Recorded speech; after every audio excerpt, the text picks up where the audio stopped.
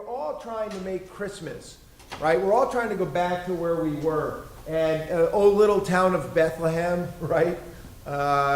Which probably has absolutely nothing to do with Bethlehem today. A crèche. So the crèche, which is a French word, actually started off in Italy, and crèche means manger.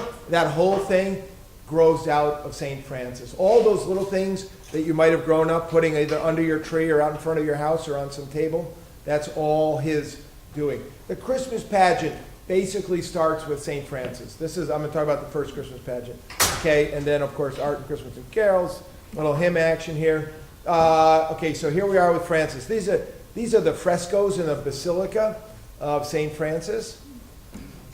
And this in particular is a small piece of the painting at the Basilica, where it's in the upper. You all been there? In the upper church there at the Basilica. There's two churches. Well, there's actually almost more than two. And these frescoes are they're certainly bigger than these panels. These frescoes are thanks. These frescoes are big, right? They're bigger than the walls here, and these are Giotto frescoes here. And Thomas of Celano was the writer of the first writer about Francis's life. Now, this is our Christmas pageant, and with the land shark in the middle there. We just wrote the land shark into the script, and the land shark came to us. Those of you who are school teachers here, church school teachers here, know that we have a kid in our one of our children who's not so much a child anymore, who was nicknamed Sharky because he always wore the land shark costume. But born way after Saturday Night Live here. Okay, so now we're switching gears here, because a lot of this has to do with Bethlehem and trying to recreate Bethlehem as it is. And so the red line is essentially the way they believe that the possible routes for Jesus to go, or Jesus' parents, for Mary and Joseph to go from Nazareth to Bethlehem. In the middle there, where you can see it says Samaria, that's through current day Ramallah. It's pretty hilly, and so sometimes they just take the valley side. Does that all make sense to you, Zuhair? That red line. Do you look at that and say, yeah? I wouldn't think it took me on the other side of Jordan. It could be either. It's a valley, the Jordan Valley. Down the valley, yeah. So it's interesting that I chose to put that one up there, because if those devotees to the Christmas pageant, I actually have Mary and Joseph cutting through Samaria. But anyway, that's another detail. And that's part of what you get, is the ability to morph the story a little bit. Now, this is a really old picture of Nativity Square and the Church of the Holy Nativity in Bethlehem, and it doesn't look like that now, where there's the stuff on the left is all built up. And here the door of humility, the small door to get into the Church of the Holy Nativity, where I know many of you have been, and also built during some Crusader times, and a little bit of a fortress door too. Okay, and you can't get all the troops in there. And over time, the small door became known as the door of humility. Everybody needs to bend to enter. This is the most. Enter on horseback. You can't enter on horseback. Right. Thank you. Yeah. Thank you. Zuhair, I'm rattling away at 400 miles an hour.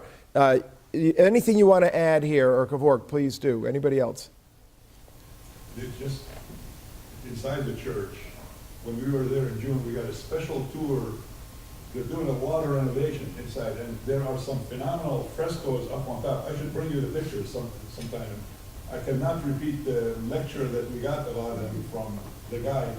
Yeah. They're restoring stuff that you normally don't see, because you're looking right. First level. There's a lot of great stuff on top. Yeah. Let me just see if I have a picture of that. I don't, because it got cut out. So some of you have heard me tell the story. The first time I went to the Church of the Holy Nativity, we went to see the papal nuncio afterward, and I said to him that silly story where I said, we went to the Church of the Holy Nativity, and I know I'm from Connecticut and Fairfield County and all that, but if, my people would be saying to me, boy, we need a capital campaign. And I said, my mom was a museum director. We need to restore this building. You're potentially destroying this incredible artwork by not dealing with it. And so last time we were there, we also could see all the scaffolding was up. And I mean, Linda, couldn't you see up into the scaffolding that it was going to be beautiful? Yeah. Is the scaffolding all still up? It's still up, and we got a special tour by the guy who's running the whole thing. Great. The guy just, it's still up. Great. Yeah, amazing. And it's really good. So the stuff that is now gleaming up in the church, when I was there, was black. You couldn't even see it. It was just covered with soot. And it's because they're burning what? Incense and candles. The smoke just turned the artwork black. That was true in the Sistine Chapel. In the Sistine Chapel also. Yeah, oh, that's interesting. I'm not quite tracking on that. It was black and then it was cleaned. Yeah, what year did they clean the Sistine Chapel? I don't know. Anybody? Paul, you got this? You're an art historian. What's that? Yeah. Yeah. And now, of course, you can't sneeze in the Sistine Chapel, right? They're very protective of that, and as they should be. So this is the most famous icon, the Orthodox icon, if we're going to call it Orthodox, of the birth of Jesus, right? The birth of the Messiah. And look, what do you notice about the center of it?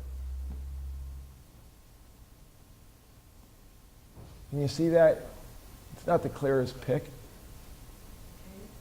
Cave, okay, he's in a cave. Okay. What else do we have? Animals. Yeah, and what kind of animals? Yeah. Ox and ass is, I believe, how they're referred to. Got the donkey, and Jesus is lying in a manger, right? Sorry, that sounds like I'm 4-year-olds, but right. And a manger is a what? Yeah, it's a trough, and the trough is made out of what? Wood, right. It's a hollowed out log. It's likely to have been a hollowed out log, and then this is where BP always, so that most of us grew up with swaddling clothes, right? And then when they did the translation, the New Revised Standard Translation, they called them bands of cloth, which is so lacking in poetry, right? You can't wrap the Son of God in bands of cloth. Okay, so what else? So if you look around the icon, you see there's a lot of other things. You start to get a lot of the Christmas story, right? What else do you see in there? The angel. The angel, right? The candles. Yeah, the angel Gabriel. Well, lower right, there's another baby with a... Yeah, well, what's going on there? Is that John? No? See, that's a presentation, the cleansing. And the interesting thing about that, I thought that the dean spoke really well last week. Wasn't that great? And really wonderful. But when he talked about what he called the dinner plate look, the halo above, that halo was actually, we had to understand the halo as being circular. Okay, right? So we're talking about body energies, right? Divine energy, and this is the divine energy that is encapsulating Jesus here. Now we're going to the story, and I'm going to show you. Let me cut out and show you one piece. Let me see if this works. I'm going to show you a piece of. I guess I'll stick here. Sorry that I'm trying to work this out here as I'm going in live. Let me cut back here. So Francis has this idea that he wants to recreate the birth, because he wants to be there, right? He just happens to be born 1,100 years late. And so since he's not interested in the theory of it, he is in Greccio, and in Greccio he speaks to a guy named John of Valencia, I think is how you say his name, who heard Francis preach earlier and was so taken with him, they ended up building hermitages. He begged Francis not to leave. to build hermitages for Francis and for all of the other Franciscans who are in the neighborhood, because the Franciscans are walking up and down this valley, right? Remember, we've got a whole movement. And so Francis says, you need to, okay, but you have to build it out of town. And so then they come up with the idea that the way to do it is to have some kid, a shepherd boy, pick the location. This is so typical Francis. We just had a meeting of the property committee at 8 o'clock in the morning. I would have brought the property committee in, right? So not Francis. He's like, some kid is going to pick it, some shepherd kid. And the shepherd kid picks a place 2 miles out of town.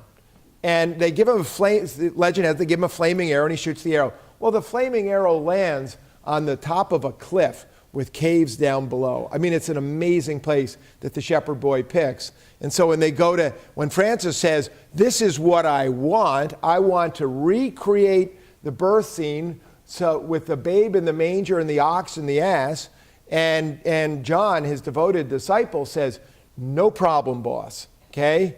And Francis doesn't make it up. This guy and the followers go to work, and they go to these Franciscan hermitages, these caves, and that's what you're seeing here is the inside of the cave where they had this, and where the babe, the Jesus, was laid in the manger. And in the nighttime, what happens is when Christmas Eve comes, remember it's snowy. Anybody been to Assisi in the snow? The paintings of Assisi in the snow are really, really beautiful now. Maybe they're romanticized like certain New England winter paintings, when you might go, wow, it's miserable out there. But it looks picturesque and beautiful. It's winter, and they have torches. I've been reading a lot about this lately. Does anybody know how you have a torch? How come the torch doesn't burn down and burn your hand?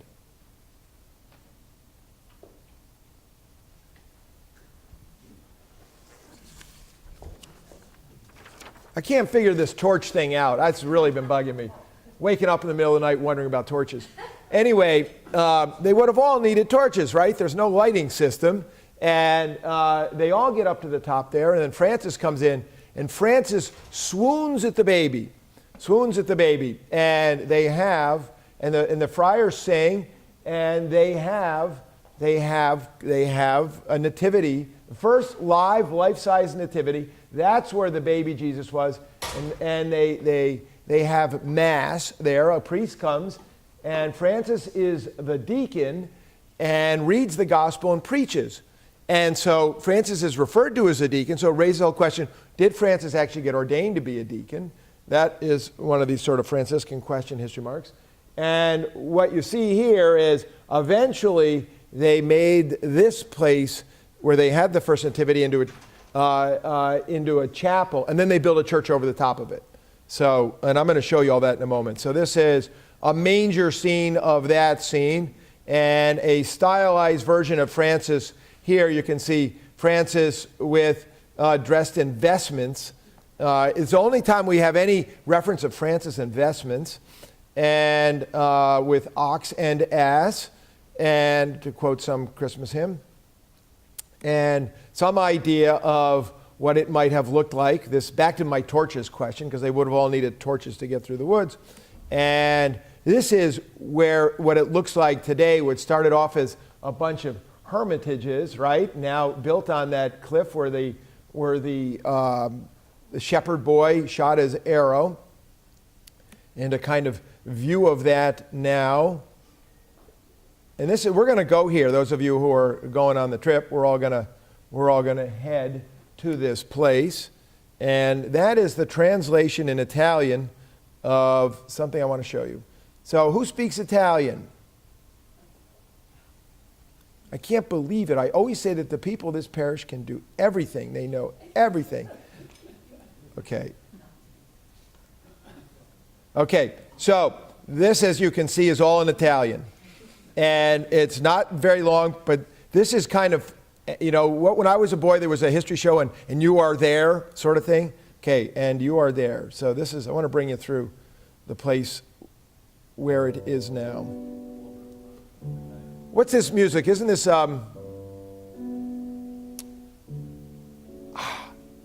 Winston, but it's the George Winston playing this.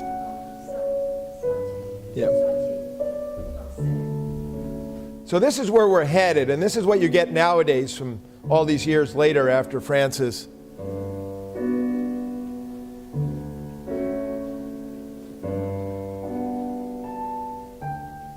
And this is very typical of the way the Franciscans have built up and around and made Francis's devotional places into devotional places for pilgrims.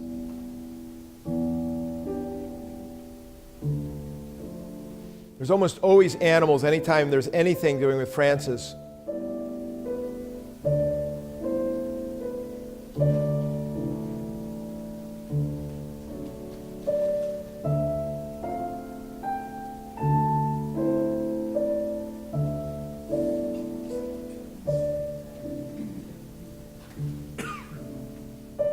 So that's the grotto cave.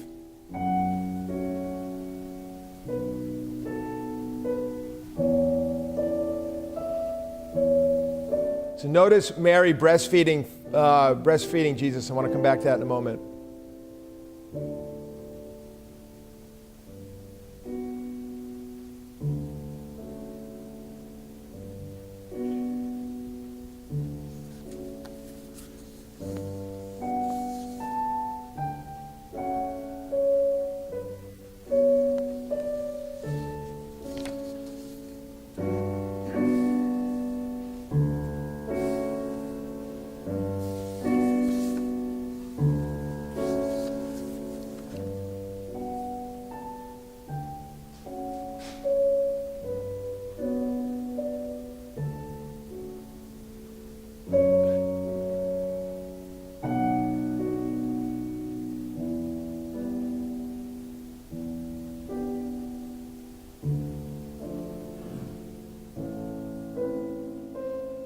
Everybody climbing up the cliff to get to the cave.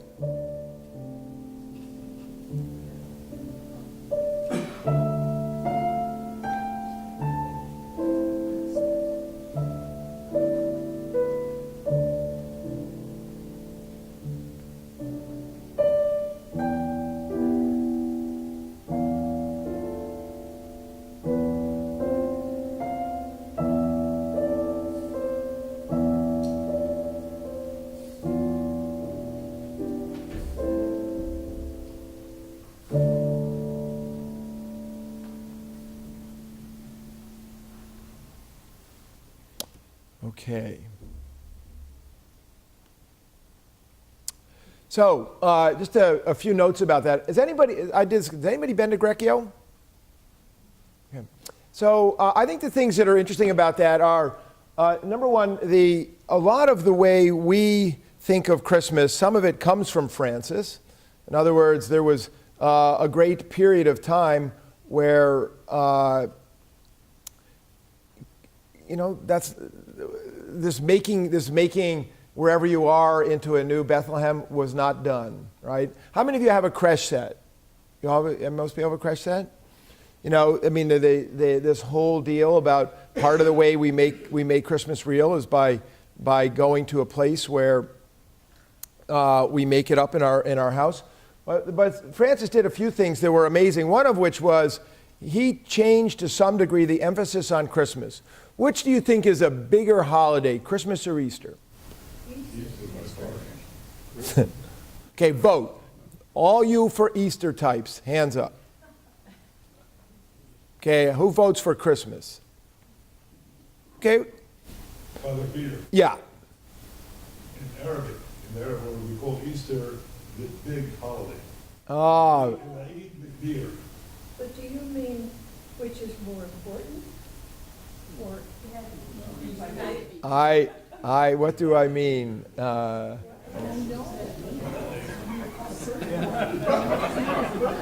Yeah.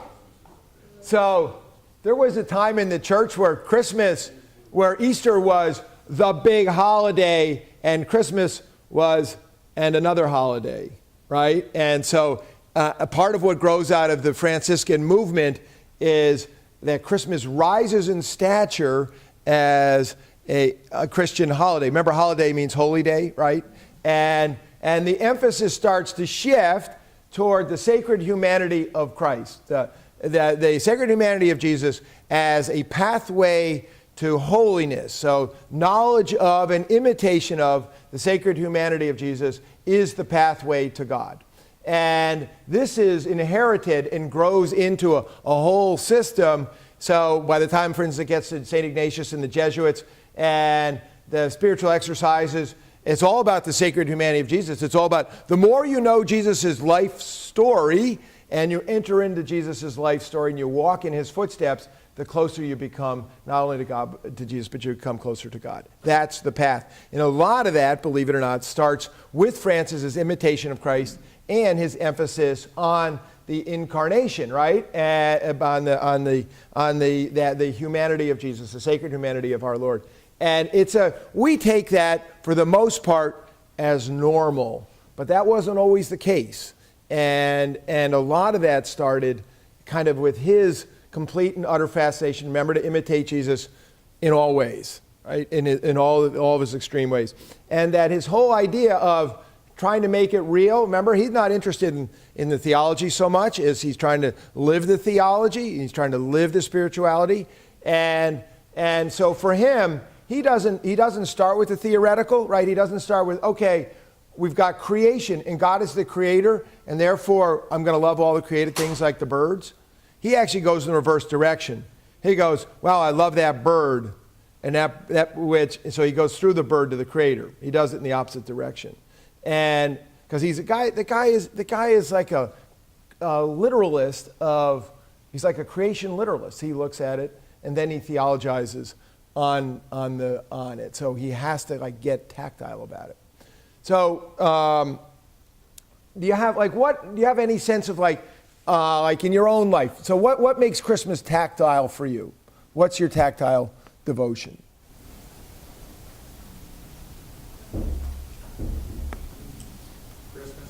Christmas tree, okay? When you get the Christmas tree, and what does your Christmas tree give you? Here's one example.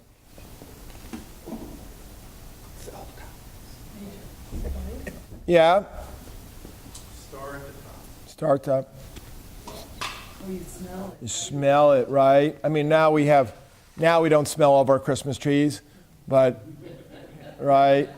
So how do you change the space? Why do you use incense? Why do you have a Christmas tree? Right? Because it sort of puts you in the mindset, puts you in the soul set, right? Not just the mindset, puts you in the soul set. So just speaking of Christmas trees, have you ever seen a Christmas tree that looked as good as the one on my right?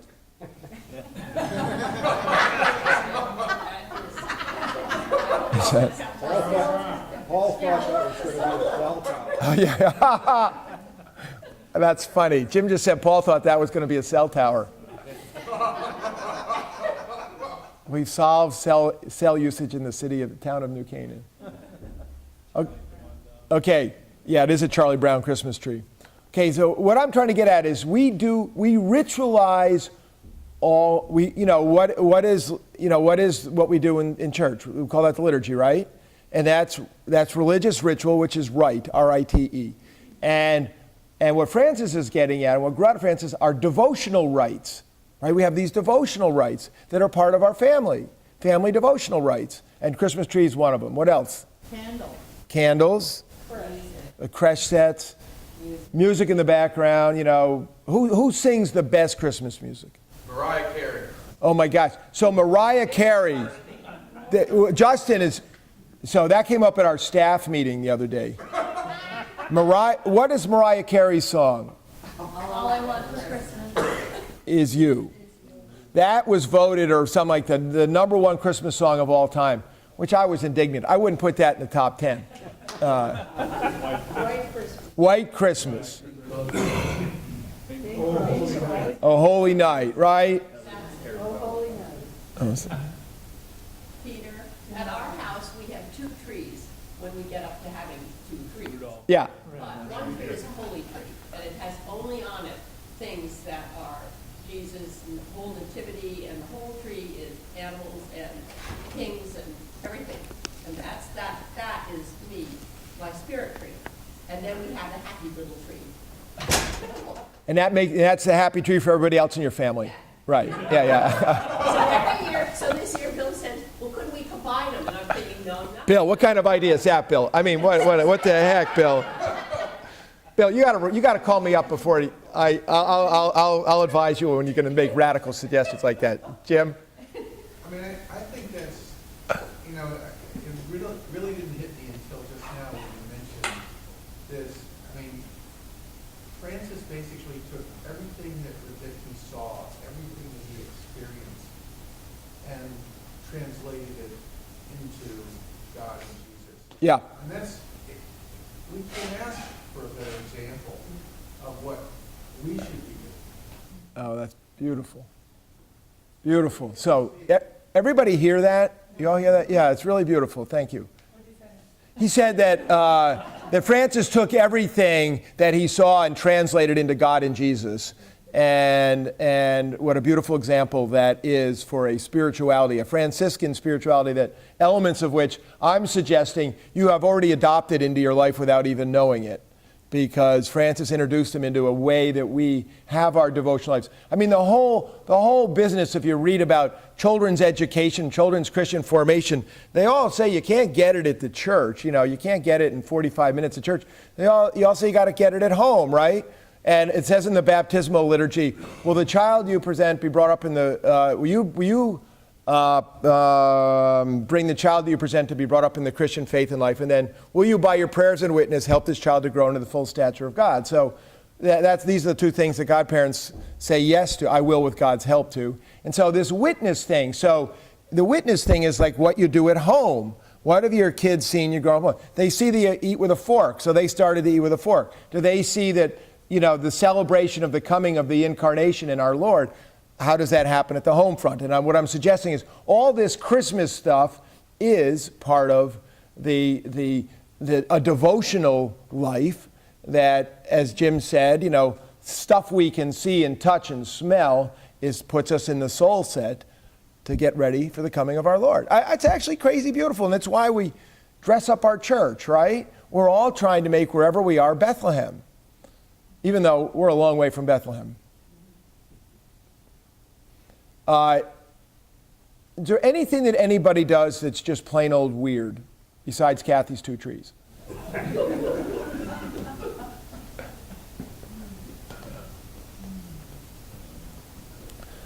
So what you're saying, or else you're too embarrassed to say it, is that we as a culture have a family of ideas that we choose from, right? That we go back and choose from in some way. Jim? Mistletoe concept is a bit weird. The mistletoe concept. Anybody know where that came from? England. God, the English don't kiss any other time, so once a year they have to. They have to. Sorry for all people from English descent. Where did that? England. It probably did come from England, right? A lot of the Christmas traditions come from England. Yeah. It's a good job my wife doesn't hear you say that. Yeah. Sorry. Yeah. Don't. We won't put this on the web. How about Kvork, where you grew up? Was there, or Zuhair, or Peter? Did you grow up in a culture where there was something else in your culture that we don't use in the United States?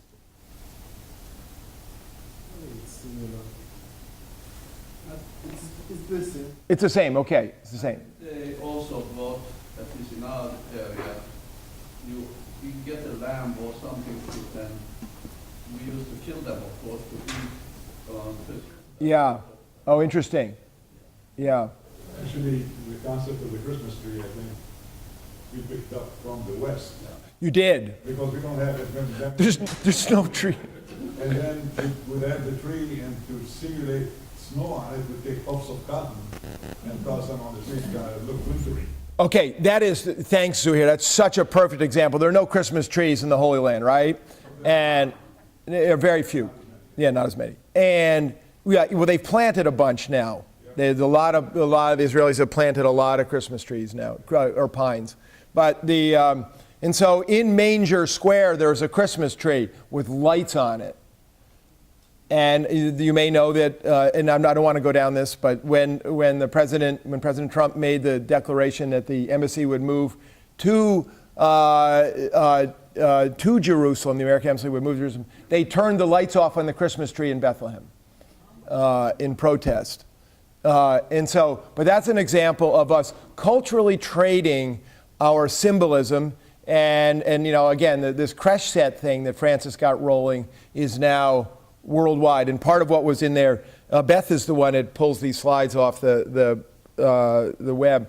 There are every culture has their own take on this. I mean, my mother collected these, so we have all these bits and pieces of creche sets from around the world, for instance, with different clothing. And when we were in the Holy Land, Eod gave us each a candle and said at Christmas we should put it out, and he never explained if that was an Advent candle or just... Oh, I forgot about that. And so I got mine out, now I don't know what to do with it. Okay, so let's all solve that one.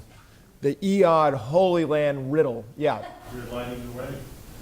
Lighting the way, I like that. So, Orange and white, and what is the significance of that particular? Justin, you're on your way to becoming a doctor of theology. How about you weigh in on this one? I've got no idea. My iPhone's in the other room. Okay, so I wonder, yeah, it's really interesting. He was quite insistent that He was really insistent, and don't tell him that I left my candle in East Jerusalem. Did we get that at Shepherd's Field? no, he gave it to us on the bus. On the bus. Yeah, and he said, when Christmas comes, this is important and get this out. Okay. Dang. I feel like I blew it. I don't know the answer. Yeah. So I want to just finish here with another theological idea that comes out of this. So what is Francis so fired up about? Why is he so fired up? So he's not only fired up that God became man in Jesus, sort of thing, fully human and fully divine. That is a big concept, but that is not what he's fired up about. Is the humility of God, right? The poverty of God, the pouring outness of God, that the Creator joins the creation in a lowly, stable, put in the manger. And Thomas Celano, if I'm saying his name, has this part where he's writing about it. He's talking about Francis. He said he celebrated the nativity of the child Jesus with, quote, immense eagerness above all other solemnities, affirming it was the feasts of feasts when God was made a little child and hung on human breasts. He would kiss the images of the babe's limbs, thinking of him, and melting compassion of his heart toward the child also made him stammer sweet words as babies do. So this whole thing, you saw Mary breastfeeding the child Jesus. And this is something that for Francis was overwhelmingly beautiful because of its revelation, what it revealed of God, right? Simplicity, poverty, pouring out, the lowest place. It's a really, this is a Greatest story ever told. great story. That's the first line of the Christmas pageant, Sue Hare. Thank you. Anybody with a comment about the humility of God?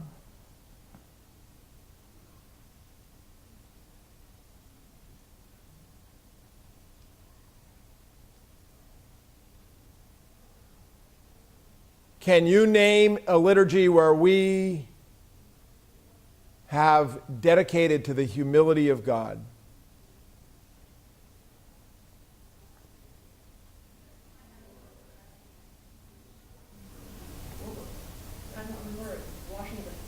Washing the feet, okay, yeah, that's good. That's pretty good.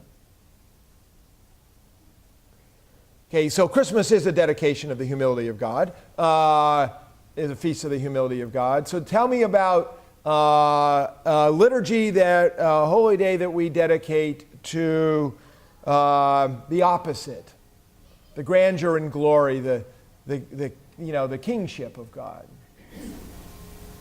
Palm Sunday. A Palm Sunday, okay, yeah, there's king stuff in that. But maybe unking stuff too. Remember, he comes in the donkey. Easter. So that Easter day when joy was bright, there's icons, right? In fact, what may even have been the cover of our Easter thing at one point where Jesus is holding a sort of the scepter of the resurrection.